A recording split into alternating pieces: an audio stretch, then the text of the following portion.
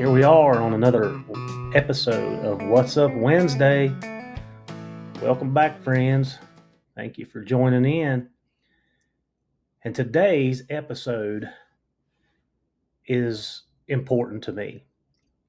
And a lot of you guys may not even know about this, and some of you guys may not remember this, and maybe it'll refresh your memory. But this episode is dropping on April 16th. And I'm actually recording it on April the 12th. First day of turkey season here in Virginia. And I have opted out because the last couple of days I've been listening, I've been doing a little scouting, and Thursday evening it started raining. It rained off and on. The temperature started dropping. We were up in the 70s, and every morning when I get up, it's in the low 40s or high 30s to low 40s. And this morning when I got up, it was misting rain, which is not a huge deterrent, but the wind. The wind, I'm looking out the door right now, and the wind is still rocking. It's swaying the trees, not rocking, but it's swaying the trees. So I've opted out today. Tomorrow evening, I'm headed up to Kentucky. I'm going to hunt with my good friend Jerry Barker. We're going to have a good couple of days, and I hope we get to do a lot of hunting and fishing. That's the goal. I've taken off this week, and that's all I'm going to do this week is hunt and fish. So next week's episode, we'll bring you some of that back. But let's get back into April 16th. What is it? 18 years ago, April 16th, 2007. It was a Monday morning, and I was working for a different agency. I was working in Wytheville, Virginia, which if any of you guys travel through Virginia on 77 or 81, that's kind of the crossing section. So 81 and 77 run together there. 77 runs out of West Virginia or north out of North Carolina into the southwestern part of the state. Of course, 81 pretty much runs from the Tennessee line up into back into West Virginia on the top side, short trip through West Virginia into Maryland, and so on and so forth, Pennsylvania. So Wytheville sits right in that intersection of 77 and 81. So it was a Monday morning, and I was in circuit court for grand jury. And grand jury is when you've taken cases out of the general district court, and they certified them up, felonies, of course, and you have to go before a grand jury and testify. And this is one of the things that Virginia does. Some states does not do it, but you got to testify your probable cause in front of a grand jury, which is a panel of 8 to 10 to 12 people, and they decide if there's enough evidence to go ahead and have a trial on it. So all the agencies from the area come into the circuit court, and they put all the officers in the officer room. That's what we call it, the officer room. And you sit in this room, and you're whatever time you're on the docket. They may have 4 or 5 people on the docket at 9 o'clock, and 2 or 3 at 9:30, and then another couple at 10, so on and so forth. Just kind of give you how that works. So we're sitting in the officer room with my agency, with county, state police. I can't remember if there's a couple game wardens in there or not, and the Commonwealth attorney. And we're all just kind of sitting in there talking, cutting up, carrying on, just having conversation like we always do. And I won't give his name out, but one of the state police officers, his phone kept ringing. Now, we turn our phones on silent, but it kept going off. So he picks it up, and he looks up, and he tells the Commonwealth attorney, he said, we have to go. So there was 2 other troopers in there, and they literally left out of there immediately, like gone. They were gone. So we're all kind of like, what in the world's going on? They're the state police. They're covered throughout the state. Well, within 30 minutes, and I can't remember if I had went in and testified in front of the grand jury or not, or I was still waiting. I don't remember that detail. Like I said, it's been 18 years ago. But I remember within a 30-minute time period, we got information that there was a shooting at Virginia Tech. So they had pretty much put out a page to Southwest. Division 4 is our state police, and then Division 6 is right beside us, which is Montgomery and Roanoke County, where I work now. So they had put out a page, and those guys, they left. And as the day went on, we were getting information. Now, guys, I have a lot of friends that work at Virginia Tech. I had a few friends at the time that worked at Blacksburg and Montgomery County. I went to the academy with a bunch of guys at Montgomery County. So we're getting this information throughout the morning that there had been a shooting, and you know, everybody at my or several guys at my agency were like, "Hey, what can we do to help? Can we go? Can we go?" Of course, we were not allowed to at that point in time. But over the next several days, after the events cleared up, we were asked to come in and pull security for the two buildings. So the shooting started in Ambler Johnson, which is a dormitory, and went to Norris Hall, which is a classroom building where it has multiple classrooms in it. And I was staged, or I ended up guarding or standing at Norris Hall. So this was over the next couple of days where we were asked to. Well, actually, it was a couple of weeks of this, and we had to give the relief to some of the Virginia Tech, some of the responding officers, Montgomery County, Christiansburg, Blacksburg. Those guys needed it.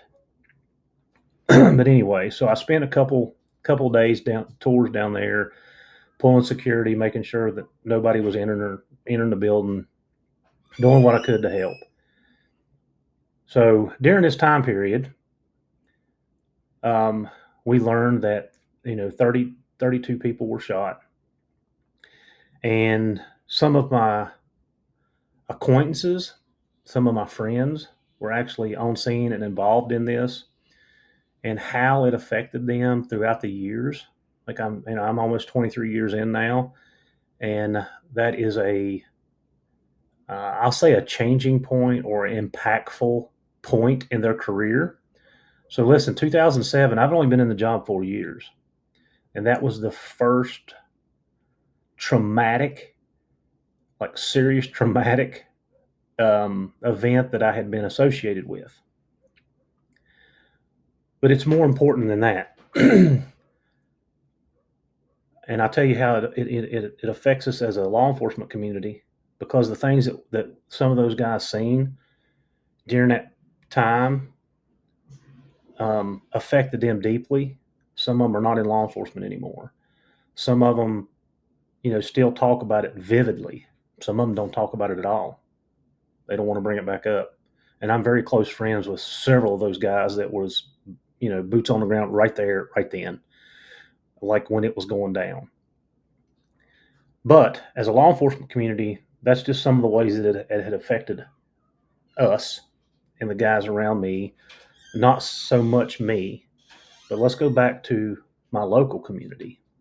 So one of the 32 people that was killed in that tragic incident was a college student by the name of Jarrett Lane. So Jarrett was from Narrows, my hometown. Jarrett's grandmother, Miss Morgan, was my second grade teacher.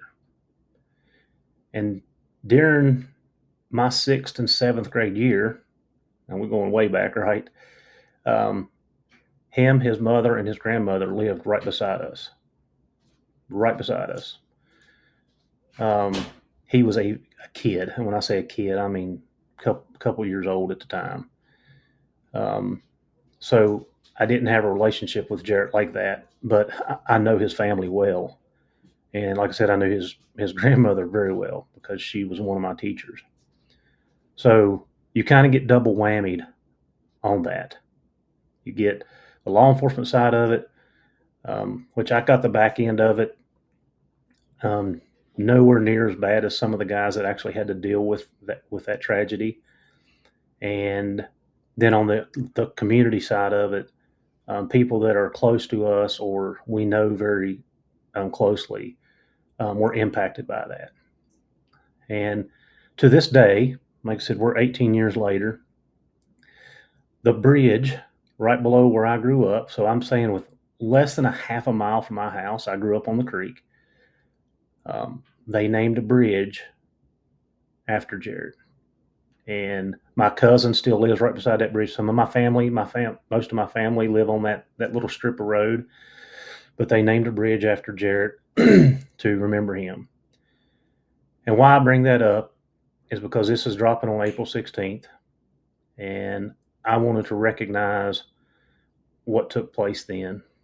And today, Saturday, April the 12th, at 9 o'clock this morning, they actually had a remembrance run, 3.2 miles for the 32, which Tech Spring Games today, and they have a lot of events over there going on.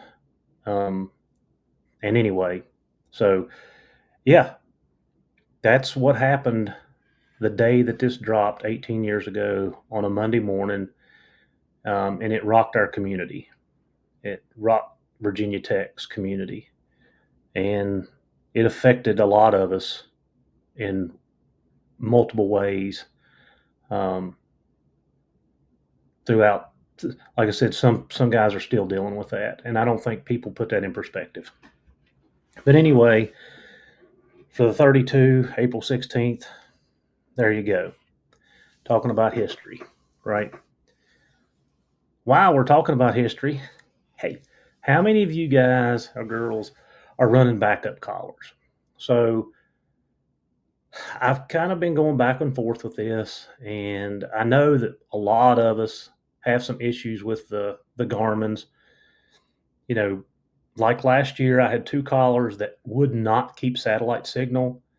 I could pick up communication, but I could not pick up satellite. Um, and I could reset them. I could unplug the satellite, plug it back in, and it would work for maybe that trip.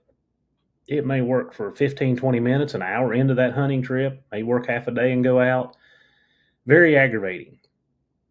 And you guys know I travel some. You know, I was in Canada last year. You know, I go down and hunt with BB and Doug and go over to West Virginia and hunt some. So I gathered up all of my telemetry collars. I gathered them up and decided that I was going to send them off and have them refurbished and use my tracking collars as a backup. That way, at least if my Garmin's go out, I've got that insurance policy, right?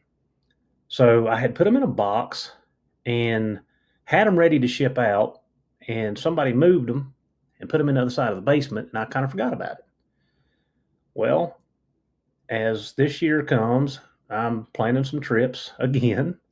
You know, I hope to be able to travel some and be in several different spots. And I run across those collars the other day. And while I was on the phone with one of our good friends, um, we got to talking about this. And I was like, I need all my collars refurbished. And they're like, send them to me. I'm like, oh, okay. So all of my collars are Quick Track, right? They're a Quick Track. I was a dealer for Quick Track way back when. And I don't even know how I got started with Quick Track, but that's pretty much what I started out with. A Marshall collar was my first one. I did not like the beep on that thing.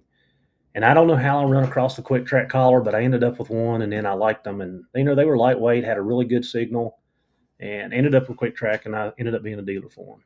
And that's when they were in Alabama. But anyway, so we got to talking, and they're like, "Well, we just acquired that company. We want to start refurbishing and rebuilding and selling these collars again." So I was like, "Perfect. I got them in a box.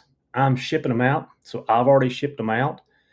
And guys, if you want your collars refurbished, Quick Track especially, but if you have old collars that you don't want or want to try to have them refurbished, you know, send them out to Quick Track, and they will refurbish them, or they'll take them and practice and work on them, and they're going to try to do the whole line of telemetry collars to be able to refurbish them, repurpose them, and so on and so forth. So, guys, if you're looking for that, quicktrack.com, and the phone number will be on the bottom, and the phone number is 256-224-8130. And when you make that phone call, you're going to hear a very familiar voice on the other end of that line. So I'm doing it. I know a lot of people already do it. Some people run the double Garmins, and Lord, I can't afford double Garmins for all these heathens that I've got around. But I had all the quick tracks laying around. Some of them still work actually, and I've not used them. I got my first Garmin in 2013. So 10, 11, 12. Yeah, it's been 12 years ago. I got my first Garmin in 2013, and I'm still using the same hand, the 100. I didn't use it this year because I upgraded to the 300, but I still have it. It still works. But since 2013, I can't tell you that I've put those quick tracks on anything. And I may have here and there. I'm not sure. Maybe for the first couple of years because I didn't have enough Garmins. But so a lot of those collars have been laying around for 10 years or so. And like I said, when I got to checking them, like some of them still work. Some of them the batteries are gone. Some of them the little rubber piece that goes around and holds the battery on, it's dry rotted and the magnets fell out. I got two that the antenna's messed up on. So I'm excited. I've needed to do this for 2 or 3 years now, and I have not.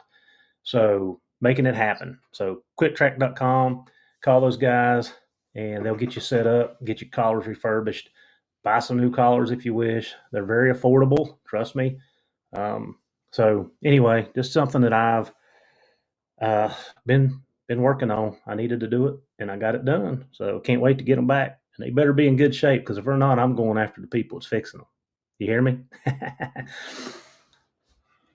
So it's only been a week since I recorded, but there's been a lot going on here in a week. Get back to the dog training side of things. So I've been loading my young dogs in the truck, no box, just a bed of the truck. And I think I'd put a video to her up of that. But I mean, they were getting where I had a couple pallets laid out, and I had a tote turned upside down to give them opportunity to get up and down or whatever. And then they got to the point where they were literally just jumping in the truck without the stuff. And I think I even told you on the last podcast that I shut the tailgate one evening, and they went and tried to jump over the tailgate of the truck. So I put them back on the tie out. So I pulled the old truck, the hunting truck out, pulled it down in the driveway, and got them going in the dog box. Now, yeah, this is interesting. So the first time that I did this, I go out, I walk towards the truck, and they already know, like repetition, classical conditioning, Pavlov. They already go into the truck, and when they get to the truck, they stop. They're like, "Oh, this is a different picture." So I show them the food. I got two different bowls, one to go in each side of the box. And this is my big box. This is not a small box, but this is my big box. So I show them the food. I put the food right up out of the reach in the truck. So Abby flies up in the truck, and she goes in halfway and then comes out, and then she goes back, but she don't have to get her whole body in the truck to get to eat. And I'm like, I should have moved that back a little bit. So the other one, I moved back just a tad. Well, it wasn't just a few seconds, minute, I don't know. G, which is the one we called JoJo, which I didn't like. I've been calling her G for some reason. I don't know why. She got a huge knot on her head. I need to call her Knothead.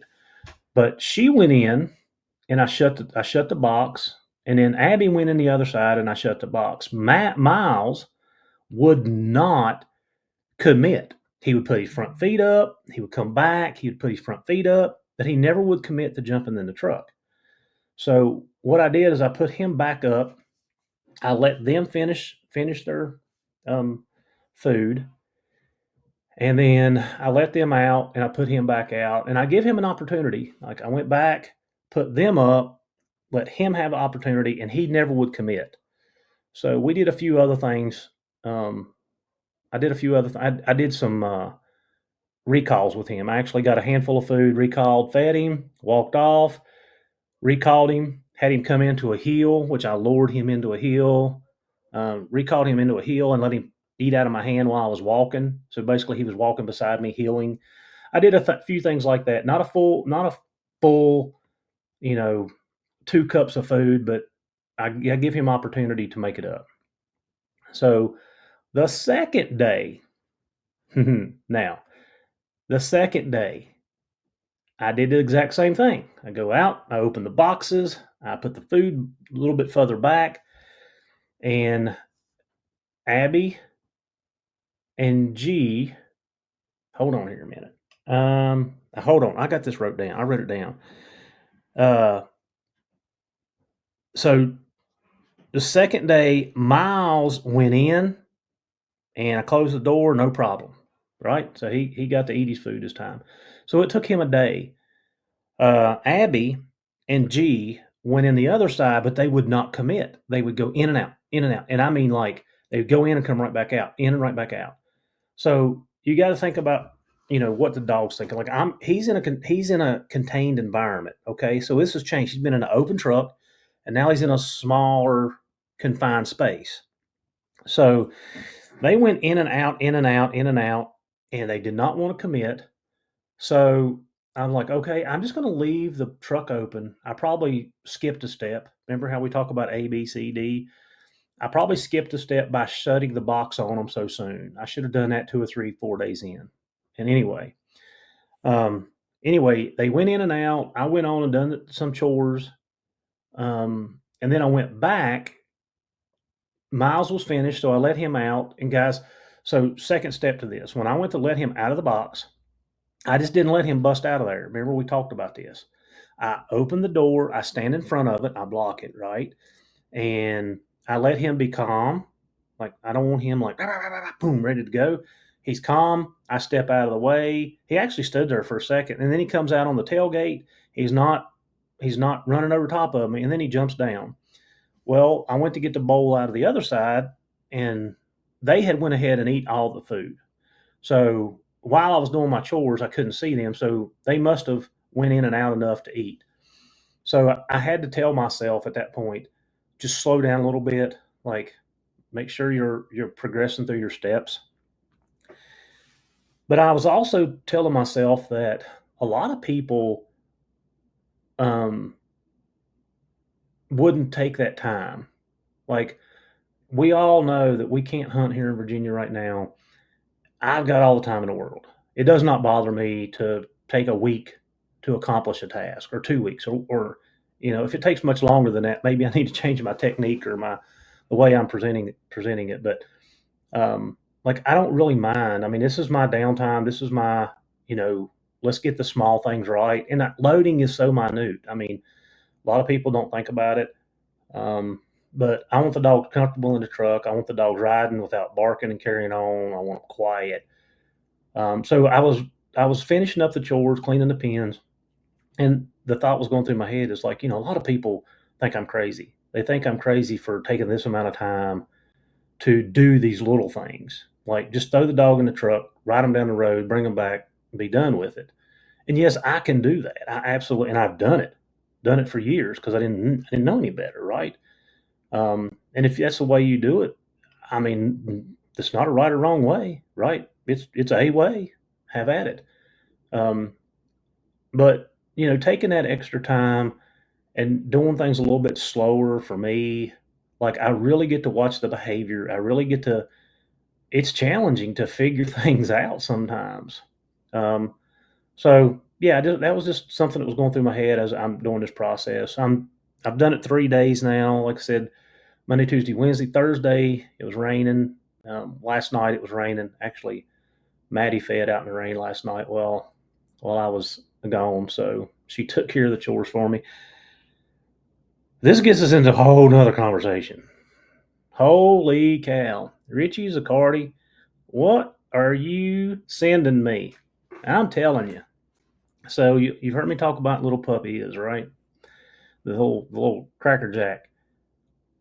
I say this. I caught myself while I was walking around the building the other day, and I'm like, God, you say this every litter. How smart they are. How smart they are. You say this. And this one takes the cake. She takes the cake. You show her one time, she's done. She's on to the next thing. So let me tell you what happened. So here lately, again, she's picked up a habit of running my neighbor's car. And it's funny because I've watched this. She doesn't run the truck. Rob goes up a driveway, but now Rob's driving like he's got some sense. Chloe goes up the driveway like it's the Indianapolis 500. And in my mind, I'm thinking, okay, that prey drive's kicking in. She wants to chase, chase, chase, chase, and I don't like it. Like y'all know what I'm going through. So she started running cars, and she's getting extremely close. So I'm like, all right, she's gonna have to start going up. We're gonna put her up. If we're not home and not watching her, put her up. So she'd been up in the pen. We come home in the evenings and let her out. Well, I don't remember what day, if this was Saturday or Sunday last week. I let her run around until dark, and then I I took her food, went to the pen, and put her up. Well, she ate a couple bites, and then she stood there and looked at me. All right, this is where dog training gets so interesting. And as I go through what I'm getting ready to tell you, I'll explain. Like every dog is different. Every dog is different. So the next evening, when I go to put her up, she runs from me. All right, well, Heath, you use food. Food's a motivator. She could care less. So she could care less. And what I told you is she was going up to my pallet and busted in one of my bottom bags and had been she'd been stealing a bunch of my Nook Shook off the pallets, which I've got that fixed. But um, she run from me, so I don't chase them, okay? But I tried 2 or 3 times to catch her, and by this time, I think everybody's probably like me. I'm 15, 20 minutes in, and my ears are red because now I'm mad. I'm like, girl, you better come on. Like, we ain't playing no more. And she would run around the building, and then she'd run around the other side, and then she'd run around the dog kennel, and then she'd run around the other side, and then she'd go back up underneath the building. And like I said, by this time, I feel my blood pressure going up, my ears are getting red. Like I'm getting mad. Just the way it is. I'm getting mad. So I pick up a couple of I don't know, pieces of bark from where I keep my wood pile out back, and I throw that stuff up underneath the building to run her out. Well, that just made it worse. Um, I I talk myself off a ledge because I know that's not the way to handle things, right? Even though we know things, sometimes our emotions get the best of us, right? So I talked myself off the ledge, and I went and done something else, and then I go looking for her, and she had run over in the corner of the fence and went under the fence over in the horse field. Well, when I went back around there, she was gone. I'm like, hmm. So I'm walking around the yard. I'm looking. I looked up underneath the porch. I got a front porch and a back porch they can get under. Nothing. I look underneath the building, and in fact, I go get my coon light, my Cajun, and I shine it up underneath there. Nothing. And I'm like, where is she at? So I walk over to the edge of the road and look down in Travis's cow field because she's been hanging out over there some. Nothing. Well, then I look down the driveway, and this little scuzz is down there at the barn, which is right beside the road. And I'm like, why is she down there? I've never seen her down there before. So I go about halfway down the driveway, and she takes off like a scalded bandit. Like she gone. So I go back up, whatever I had in my hands, I take it back up to the house. I take my gloves off, and I go down the driveway. Well, she runs through Miss Bishop's yard and goes down towards the road. And I'm like, So I take off jogging, and I go down the road to cut her off and turn her. Like at this point, I feel like I'm a horse trying to corral a bunch of steers. So I turn her. She comes back up around the barn, and so I stop. Now I'm within 10 feet of her at this point in time. And I get down on one knee. I lower my profile. I get down on one knee. I'm not a threat. And I stood there for a second, and she comes up to within about 5 feet, and she lays down. All right. So I'm having to talk to myself and make sure that I'm not doing something that's going to hinder this process, because I know that from the behavior that I have seen her, it's going to take her a couple of days to adjust. And boy, did it. So she would not come to me. So as I stand up, she jumps up and takes off running back up the driveway. I'm like, okay, at least she's going back to the house. Now, at this point in time, I have told myself, Heath, be very cautious of how you proceed, because your 2 minutes, 5 minutes of frustration and anger, because I was at that point when she was under the building, can cost you two, three, four, a month worth of time if you don't do this right. So she's going up the driveway. She crosses the driveway over to Travis's fence. She can't get through the fence when she lays down. And I'm walking up through there, and I walk up through there, and she doesn't move. I'm like, okay, so do I grab her up? Do I pick her up and take her and put her in the pen? How do you handle this? So I get up beside her, and I'm like, all right, Iz, let's go. And I just keep walking. I walk to the top of the driveway, and she lays there. And I'm like, okay. So I go back down the driveway, and I stay on the opposite side of her, like I'm trying not to be a threat. And she doesn't move. And then I make my way over to her, and I reach down and I pet her. I'm like, okay, girl, let's go. This is enough. And I mean, I'm not making over her, okay? This is a behavior that I'm not okay with. I'm not trying to reward the behavior. What I'm trying to communicate with her is it's okay. And that's exactly what I did. It's okay. So I just take off walking again. Well, she comes and she gets up and she comes walking behind me, but she stays on the same side that she's on, and I'm over in the middle of the driveway. So I walk up, and she goes around the top side of the house. I go around the bottom side and go in the basement and get some food. And she comes around the corner of the basement, and when I walk back out, she takes off back up through the yard. And by this time, I'm telling you, we're probably an hour in of this mess. So I made the decision to just terminate it. Like, okay, you're not winning this, but I know the damage that's being done right now, and I don't want to proceed. So I go in the house, I wait till dark, I go back out and see if she'll come to me or I can get her in the pen. Nope, she don't. She goes up on the front porch actually when I holler for her, and she just sits down and is just watching. I'm like, all right. So I leave her out for the night, which we do it anyway. We leave her out for the night, and the next morning I tell the kids, I said, hey, put her up before y'all leave for school. Make sure she's up. So that's what we did. They had no problem catching her. Okay, it's me. And I've never done anything to her. Like never. Like, you know, she's seen me as a threat. She knew I was going to put her up. Remember we talk about this? Um, the other thing that I just explained to you, but I didn't say it. She does not care much about human interaction. All right. So she's not food motivated. She don't really care if you're taking care of her or not. She's very stubborn and independent. And I mean, how do you train one of those? Okay. So what am I going to change in my regiment with her to get over these hurdles? Because I'm already seeing Pino, my police dog. Yeah, he's toy driven, and as long as I got that toy, he'll interact with me all day long. But if I don't have that toy in my hand, he could care less that I'm on Earth. He's not driven like that. So they get her put up. We come home that next evening, and they do not let her out. I tell them not to let her out. I get home, and I'm feeding. I'm doing all my chores. I've got the other dogs out. They're loaded in the truck. They're doing whatever, and I open her door to the kennel, and I kneel down in front of it. I'm not letting her out of there without coming to me. She's got to go through me to get out.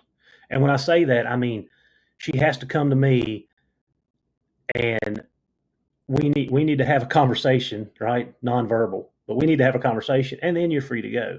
And I know if she does this, I'm still going to have trouble catching her. I know. So I kneel down, and she won't come to me. She sits in the back of the pen.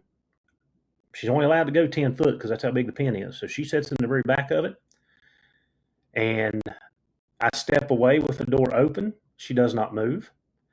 I shut the door and I go on about my business. So I go back, I don't know, 30 minutes later, after I get all my chores and everything, all the other dogs put up, and I take the food in. And remember, we talked about Spook. It took me 5 days with Spook for him to come to me. But now this is a different story. But so anyway, I take the food in, I set it down, and I sit right on top of her doghouse. I just plop down on it, and the door's still open. She can get in and out, and she goes around the corner of that pen and into her house. Boom. And I'm like, man, like why are you so traumatized? Like what at this point has caused this? So I sat there for, I don't know, 5, 10 minutes. Well, it wasn't very long, but I sat there long enough. And she actually stuck her head out one time. I reached down to pet her. She ducked back in. I quit. So I leave the food and I go back and I'm done with her for the day. Done. So the next day, we repeat this cycle. Okay. So the next day, I go out, I open the door, I kneel down in front of it, and I'm like, I'm going to change things up real quick here. So she comes to me, but she really wants to go through me, not to me, right? So there's the problem. So I grab her up, and I mean, like I said, when I grab her up, like I stick my hand right in between her front two legs, and I pick her up off the ground, her front side up off the ground, and I'm petting her, and I'm like, "Hey, girl, come on, come on, come on." Well, she's kind of wiggling, and she's wanting to go, like she's wanting to go. I pick her up, and I carry her over to the tie out, and I'm starting her earlier, right? I'm usually 5 months in when I start this. She's a little bit earlier, so I put her on the tie out. I go get her food. I put it in front of her, and when she realizes there's pressure on her, she just lays down. She shuts down. Okay, how many times have I already told you she's laid down or she's set down? So she's shutting down on me. That's her. That's her mechanism. Boom. I'm not moving. I'm not moving. I'm not moving. If I'm not moving, nothing's happening. Right. All right. So training, training. Listen. So the other dogs are in the truck or whatever they're doing, and I I went back just close enough to see if she had eat. She had eat a little bit, but not a lot. Well, she ends up flipping the bowl over. So I picked the bowl up. I let the other dogs out of the truck or whatever I was doing with them at that point in time, and um, I ended up letting her loose. But I make her come to me. I'm only got like 18. I don't know. I think Kevin made me an 18-inch tether. So I make her come to me. I unclip it. I'm petting her. I stand up really slow and I walk off. And she still thinks she's tied. And then she realizes she's not. And I mean, she gone. Pew, she gone. All right. So she gets to do whatever. Well, that evening at dark, when I go to put her up, she come to me and I literally picked her up, took her to the dog pen and put her in it. I petted her, put her in it, and that was done for that session. So the very last session that we had, like I said before it started raining, is the next day we repeated that exercise. I kneeled down in front of her pen. She comes to me. I pick her up. This time she's a little bit more. I don't want to say head. She's a little bit more active. Like she's wiggling a lot more, trying to get it because she knows what's coming. Remember, I just said, you show her one time, you better move on to something else because she got you figured out. Like super, super intelligent, and also makes these dogs super, super hard to train. Like, wow. So I pick her up, I take her to the tether, I tie her up. She starts eating immediately.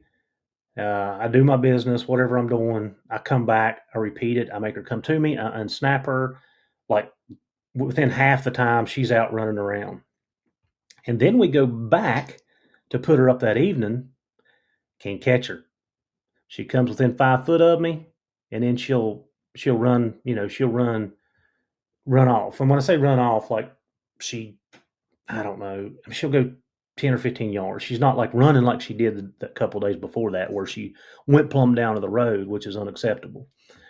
Um, so I'm having to be very patient with her, and all the dogs, like even the other set, loading them. I closed the doors too soon. They're in a confined area. It's a different environment. It's a different picture. Um, but I'm having to be super, super patient with her. And the intelligence that this pup has is beyond me. Like, I'm telling you, she almost knows what I'm getting ready to do before I do it, even when I start changing things up. Um, so yeah, like, ah, super, super smart, super, um, trying my patience. Like, she's trying every patience that I have, but I also realize that I can cause more damage by handling it wrong than if I just slow down and handle it in a different manner. And again, that way may not be the way, it's just a way. It's just what I've decided to back off and try different methods. And if those don't work, I'll continue to update you. Like, it's okay. I'll figure I know enough different ways to do things. I'll figure something else out. Um, but she definitely got under my skin that evening. And I think, like I said, I don't know if it's Sunday or Monday evening, but she got under my skin. And again, leaving her up in the pen, kind of letting her reset, making her come through me to get what she wants, which is out. Um, like, that's what I'm going to do. Like, and I'm going to continue to do that so she understands that I'm not the enemy. And all pups go through different phases. I mean, even the pups that I got now, um, I've had to put collars on them. They get over in the cow field and they get to wandering around. And when I holler for them, they're distracted. They don't want to come. So I've been working on that. And I did actually, um, I think I'm going to get me a mini, an Alpha Mini. And the reason is I've got the Garmin Pro 550 and I use Dogtra. I've got Dogtra, Garmin. I've got several different e-collars.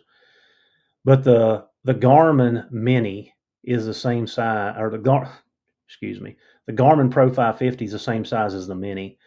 And I charged it up, got it ready, and checked to make sure my vibrate works, make sure my tone works.